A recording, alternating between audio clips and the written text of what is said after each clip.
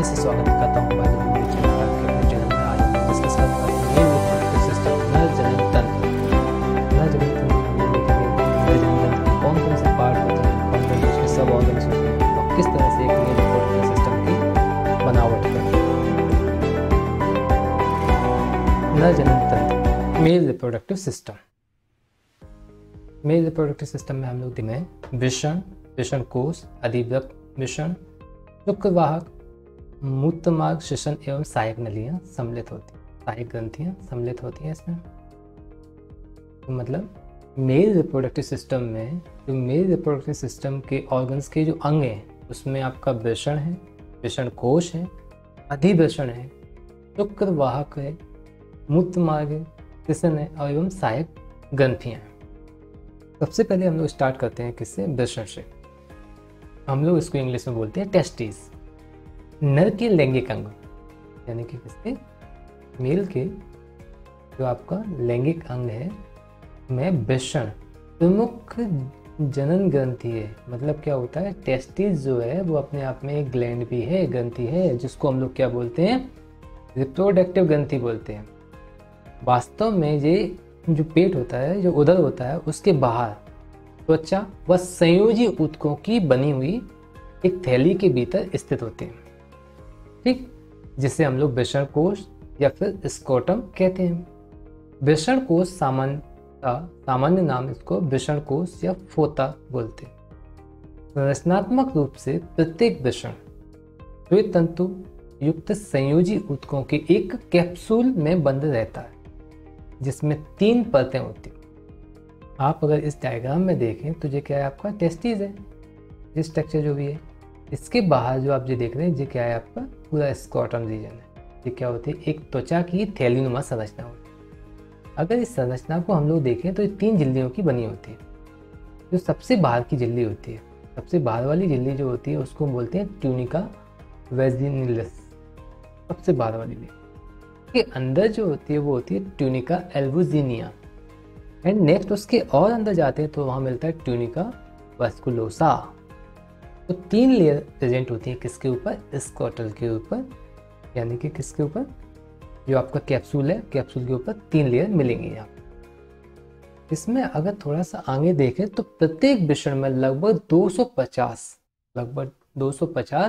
वृषण पालियां, जिसको हम लोग बोलते हैं टेस्टिकुलर लोब्यूल्स होते हैं, तथा प्रत्येक टेस्टिकुलर लोब्यूल्स में 2 से 3 अत्यधिक कुंडलित नलिकाएं होती हैं, जिन्हें शुक्र जनन नलिका या सेमिनिफेरस ट्यूब्यूल्स कहते हैं।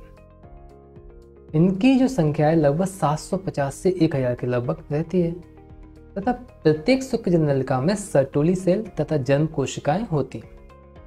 सर्टोली कोशिकाएं क्या होती हैं, सर्टोली कोशिकाएं जो शुक्राणु को पोषण देने का काम करती है, ठीक है, तथा इनसे एक हार्मोन्स निकलता है, उसको इनहिबिन हार्मोन, ठीक है, जो FSH फॉलिकुलर स्टिमुलेटिंग हार्मोन के कार्य का नियमन करता है। नर जनन कोशिका, जिसको हम लोग शुक्राणु कहते हैं, उसका निर्माण का काम भी यहीं पे होता है, यही करती है, ठीक है। शुक्र जनन नलिकाओं के बीच में खाली स्थान जो होता है उसको इंटरस्टेलियल स्पेस कहते हैं, जिसमें या जिनसे लीडिंग कोशिकाएं होती हैं। जिनमें क्या उपस्थित होती हैं, लीडिंग कोशिकाएं उपस्थित होती हैं। ये कोशिकाएं नर लिंग हार्मोन जैसे कि टेस्टोस्टेरोन व का स्राव करती हैं। टेस्टोस्टेरोन नर में प्राथमिक व गौण लैंगिक लक्षणों को बनाए रखता है। मतलब टेस्टोस्टेरोन जो हार्मोन्स है वो प्राइमरी जो आपके जो होता है लैंगिक लक्षण, तो उनको जो लेके आता है, ठीक है, कौन, टेस्टोस्टेरोन। शुक्र जनन नलिकाओं से छोटी छोटी नलिकाओं के घने जाल खुलती हैं, जिसे कि वृषण जालक या रेट टेस्टिस कहते हैं। शुक्र जनन नलिकाओं में घने जाल में एक खुलती है शुक्र जनन नलिका, कहाँ जाके एक छोटी छोटी नलिकाएं जो होती हैं एक जाल के रूप में खुलती हैं, उस इसको हम लोग क्या बोलते हैं, रेट टेस्टिस कहते हैं। रेट टेस्टिस में लगभग 15 से 20 शुक्र वाहिनियाँ जैसे कि वासा एफरेंसिया निकलती हैं, जो कि अधिवृषण में जाके खुलती है। अब अधिवृषण क्या है, वासा एफरेंसिया क्या है, वासा डिफरेंसिया क्या है, उसके लिए आप कंटिन्यू लेक्चर को देखें। हम लोग एक एक चीज़ को क्लियर करेंगे, एक चीज़ को समझने का प्रयास करेंगे।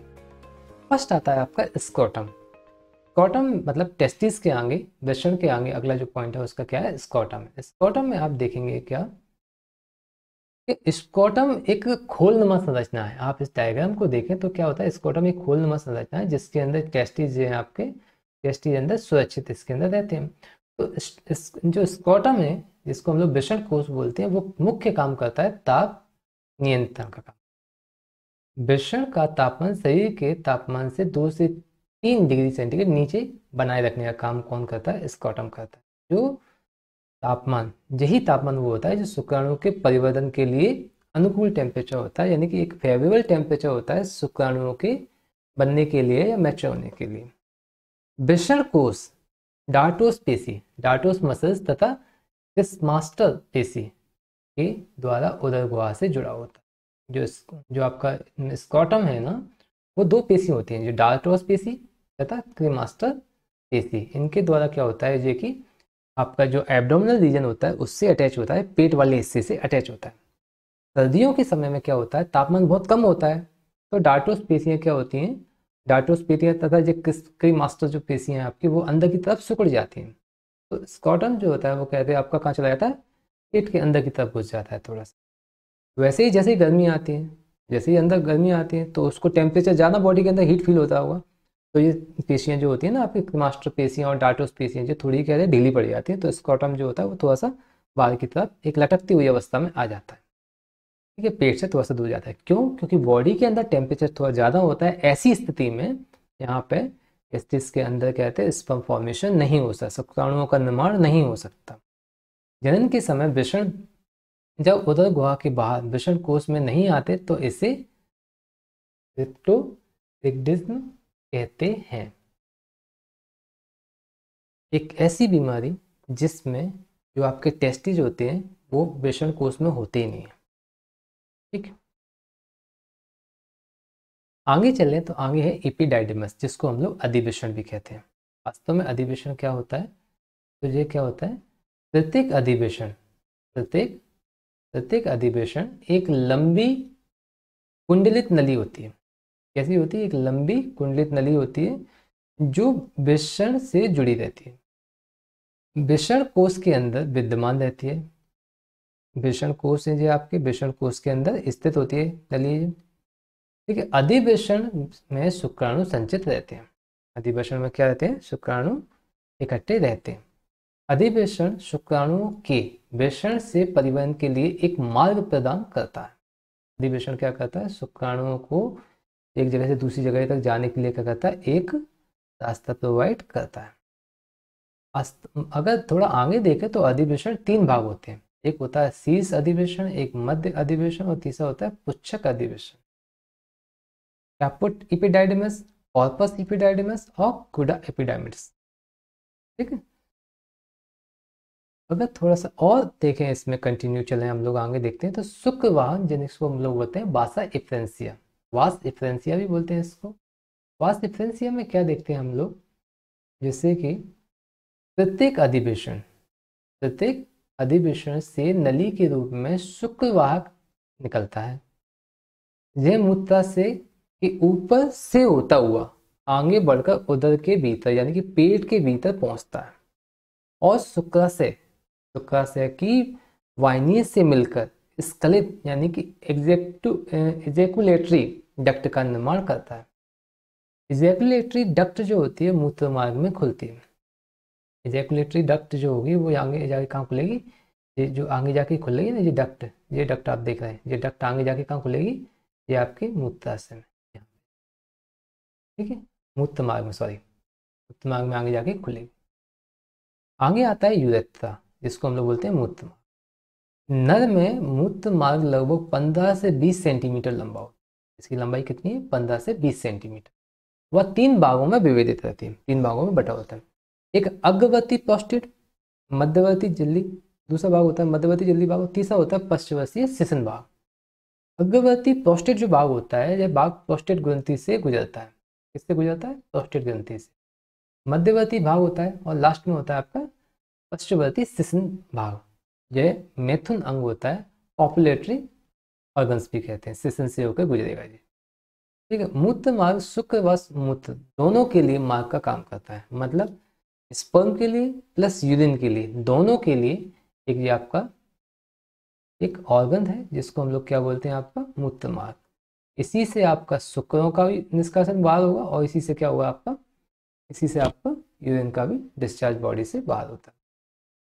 आगे देखें हम लोग, अगर सिसन के बारे में, पेनिस के बारे में अगर हम लोग थोड़ा सा देखें तो इसमें हम लोग देखते हैं क्या कि इस सिसन या पेनिस ये एक बेलनाकार कॉर्पस स्पंजियोसम, कॉर्पस स्पॉन्जियोसम पेशी से बना एक नर का मैथुन अंग जिन्हें कॉपुलेटरी ऑर्गन्स होता है। कैसा ऑर्गन है, कॉपुलेटरी ऑर्गन मतलब मैथुन अंग है। मूत्र मार्ग इसके केंद्र से होकर गुजरता है, इसी से होकर क्या निकलेगा, यूरिन का जो पाथ है आपका वो भी इसी से यहीं से निकलेगा। शुक्र व मूत्र दोनों के लिए एक ही कॉमन पाथ है, मतलब स्पर्म के लिए भी यही मार्ग है और यही आपके किसके लिए, यूरिन के लिए भी है। लेकिन उत्तेजना के दौरान स्पंजी ऊतकों में रुधिर भर जाने से यह कड़ा हुआ खड़ा हो जाता है। खड़ा मतलब इसका आकार एक उत्तेजित अवस्था में आ जाता है। उत्तेजना अवस्था वो अवस्था हुई जब अपने साथी संबंध के साथ में संबंध बनाने की स्थिति बनेगी। ठीक, बाह्य रूप से सिसन त्वचा से ढका रहता है। सिसन का शीर्ष भाग नरम व अत्यधिक संवेदनशील होता है, जिसे सिसन यानी ग्लांस पेनिस कहते हैं। ग्लांस पेनिस ये हिस्सा, इस हिस्से को आप देख रहे हैं, ये हिस्सा कौन सा है, ग्लांस पेनिस। ग्लांस पेनिस त्वचा के एक ढीले बलन के द्वारा ढका रहता है, जिसे सिसन सिसन मुंडच्छद यानी कि फोर्स स्किन भी कहते हैं। यह कैसी होती है, अकुंचनशील होती है, अकुंचनशील, इरेक्टेबल। ओके, थोड़ा सा और आगे देखें हम लोग तो इसमें देखते हैं सहायक ग्रंथियां, जिसको हम लोग बोलते हैं एसोसिएटरी ग्लैंड। क्या बोलते हैं जिसको हम लोग, एसोसिएटरी ग्लैंड। एसोसिएटरी ग्लैंड में क्या होती है, तीन ग्लैंड पाई जाती हैं मुख्य रूप से। जो लैंगिक अंग होते हैं उनकी सहायता के लिए क्या होती है, तीन मुख्य ग्रंथि पाई जाती है। पहली होती है सेमिनल वेसल्स, शुक्राशय। ये एक जोड़ी होते हैं जो कि मूत्राशय के आधार पर स्थित होते हैं। क्या होते हैं, शुक्राशय एक जोड़ी होते हैं जो कि मूत्राशय, जो आपका मूत्राशय है उसके आधार पर स्थित होते हैं, जो क्या होते हैं आपके शुक्राशय, जिसे यूटेरस मैस्कुलिन्स भी कहते हैं। जे शुक्रिय तल का स्त्राव करती हैं। कैसा, जिसके अंदर स्पर्म प्रेजेंट होते हैं, ऐसे लिक्विड को डिस्चार्ज करते हैं। शुक्रिय तल यानी कि स्पर्म जो लिक्विड है में इससे कार्बोहाइड्रेट, फ्रक्टोज, प्रोटीन तथा शुक्राणुओं का पोषण प्रदान करता है। शुक्रिय तल में क्या होता है, इसमें कार्बोहाइड्रेट होता है, प्रोटीन होता है, बस शुक्राणु के पोषण के लिए इसमें पोषण तत्व होते हैं। पेनिस रीजन है, सिसन है, वहाँ से जो शुक्र बॉडी से बाहर निकल रहे हैं, शुक्र मतलब स्पर्म जो बॉडी से बाहर निकल रहे हैं, शुक्राणु जो बॉडी से बाहर निकल रहे हैं, वो टोटल स्पर्म का लगभग 40 से 80% होता है। ठीक है, क्या क्या होता है उसमें, प्रोटीन होती है, फ्रक्टोज होते हैं, कार्बोहाइड्रेट होता है और शुक्रों का पोषण यानी शुक्राणुओं का पोषण उसमें होता है। अगली एक इंपॉर्टेंट ग्लैंड है, मेल रिप्रोडक्टिव सिस्टम है, वो आपका प्रोस्टेट ग्लैंड। प्रोस्टेट ग्लैंड क्या करती है, प्रोस्टेट ग्लैंड मूत्र मार्ग के प्रथम भाग के चारों ओर से घेरे रहती है। ये आप देख रहे हैं, ये आप ये ग्रंथि आप देखो से देखो इसको, ये आपकी जो ग्लैंड है ये क्या होती है, आपकी प्रोस्टेट होती है। मूत्र मार्ग यहाँ पर होता है, उसको चारों तरफ से क्या होती है, घेरे रहती है। यह एक क्षारीय तरल का स्राव करती है, जो सीक्रेट करती है तरल को, वो कैसा होता है, क्षारीय माध्यम का। क्षारीय तरल को स्राव करती है जो मूत्राशय में विसर्जित होता है। कहाँ जाके निकल जाता है, यहाँ से जो भी निकलेगा वो मूत्राशय में कलेक्ट हो जाएगा। यह तरल शुक्राणु को जीवित रखता है और उन्हें तेजी से तैरने में सहायता प्रदान करता है। शुक्राणु इसमें आसानी से तैर सकें, एक ऐसा माध्यम जो होता है वो कैसा होता है, प्रोस्टेट ग्लैंड से निकलने वाला एक क्षारीय तरल। पुरस्थ ग्रंथि स्राव, पुरस्थ ग्रंथि मतलब प्रोस्टेट ग्लैंड से जो स्राव होता है उसमें वीर का लगभग 5 से 30% भाग होता है। जो आपका डिस्चार्ज है बॉडी से बाहर, जो भी आपका स्पर्म्स हैं, उसमें लगभग 5 से 30% जो होता है वो क्या होती है, प्रोस्टेट ग्रंथि का स्राव होता है, मतलब क्षारीय तरल होता है। थोड़ा सा आगे और देखते हैं तो एक इम्पोर्टेंट ग्लैंड है, उसका नाम होता है क्या, काउपर्स ग्लैंड, काउपर्स ग्रंथियाँ। काउपस ग्लैंड को अगर हम लोग और देखें गौर से, तो इसमें क्या रहता है, ये बॉल्बो यूरेथ्रल ग्रंथि, इसे बॉल्बो यूरेथ्रल ग्रंथि भी कहते हैं। क्या कहते हैं? बॉल्बो यूरेथ्रल ग्रंथि भी कहते हैं।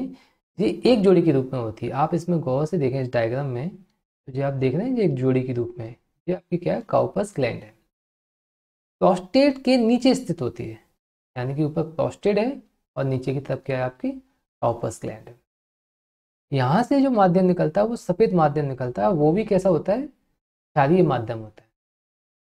सफ़ेद जो लिक्विड निकलता है वो भी कैसा होता है, क्षारीय, यानी कि बेसिक नेचर का होता है, जो कि एक लिब्रिकेंट या स्नेक या चिकनाहट प्रदान करता है।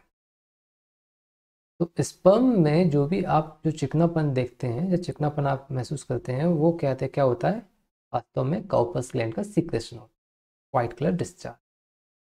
थोड़ा सा हम इसमें देखें, जो हमारा स्पर्म है जिसको हम लोग सीमन बोलते हैं, सीमन में वास्तव में क्या क्या होता है, इसका नेचर अगर हम लोग देखें तो ये कैसा होता है, एक गाढ़ा सफ़ेद रंग का एक लिक्विड होता है, वाइट। देखें तो हम लोग कहते हैं, कैसे कह सकते हैं, कॉन्सेंट्रेटेड लिक्विड है, जो शुक्राणु तथा शुक्र जनन नलिकाओं, शुक्राशय, प्रोस्टेट ग्रंथि तथा वॉल्वो यूरेथ्रल ग्रंथि का मिश्रण होता है।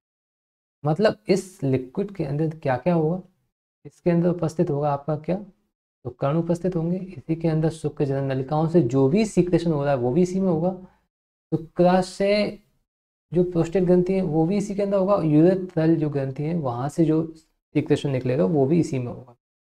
यानी कि एक सीमन के अंदर बहुत सारी चीज़ें, वीर के अंदर काफ़ी चीज़ें, शुक्राणु है, शुक्रजन नलिका है, शुक्राशय, प्रोस्टेट ग्रंथियाँ तथा वॉल्वो यूरेथ्रल ग्रंथियों का जो मिश्रण है वो सब कुछ इसमें होता है।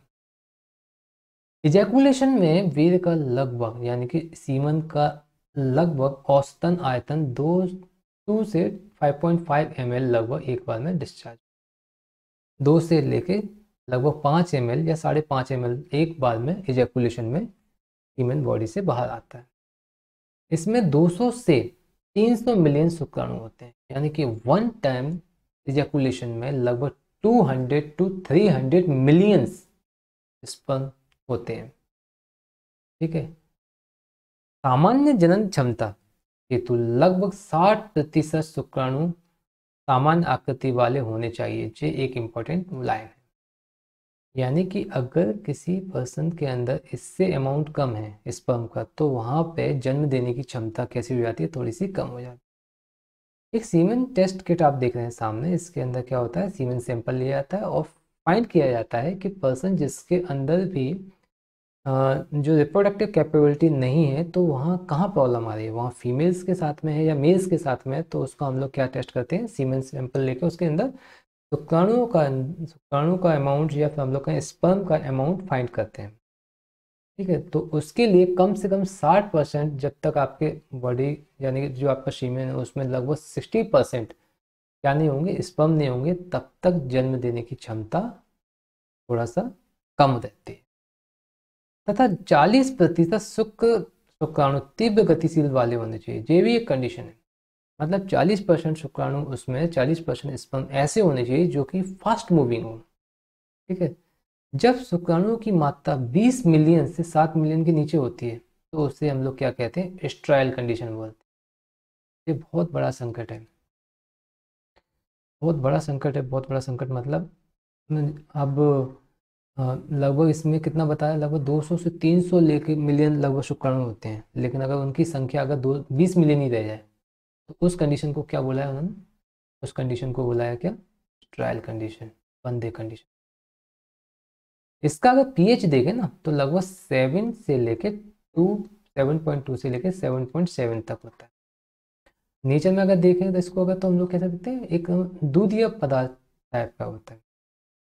शुक्राशय व वॉल्वो यूरेथ्रल ग्रंथि से स्रावित द्रव चिपचिपी बनावट देता है, यानी कि शुक्राशय से जो भी लिक्विड निकल रहा है और जो आपको वॉल्वो यूरेथ्रल से निकल, उसमें जो भी आपका स्राव हो रहा है यानी सीक्रेशन हो रहा है, वो कैसा है आपका, एक तरह से म्यूसिनेस, चिकनापन ज़्यादा है, चिपचिपाए रहता है। तथा वीर्य शुक्राणुओं को परिवहन माध्यम तथा पोषण प्रदान करता है। कौन प्रदान करता है, स्पर्म, सॉरी, सीमेन। सीमेन प्रदान करता है क्या, शुक्राणु को परिवहन के लिए एक मीडियम देगा तथा आपको आगे पोषण भी प्रदान करेगा। यह नर मूत्राशय तथा मादा योनि मेल यूरेथ्रल तथा फीमेल वेजाइना अत्यधिक अम्लीय वातावरण को उदासीन करता है। कौन, यहाँ पे जो आपका है वेद यानी कि सीमेन। सीमेन का मुख्य काम यहाँ पे भी होता है कि मेल यूरेथ्रा तथा फीमेल वेजाइना में जो कि अम्लीय माध्यम होता है उसको उदासीन करने का भी काम यहाँ पे किया जाता है। अगले सेक्शन में हम लोग डिस्कस करने वाले हैं फीमेल रिप्रोडक्टिव सिस्टम। तब तक बने रहिए बायोलॉजी विद जनक के साथ में। Thank you.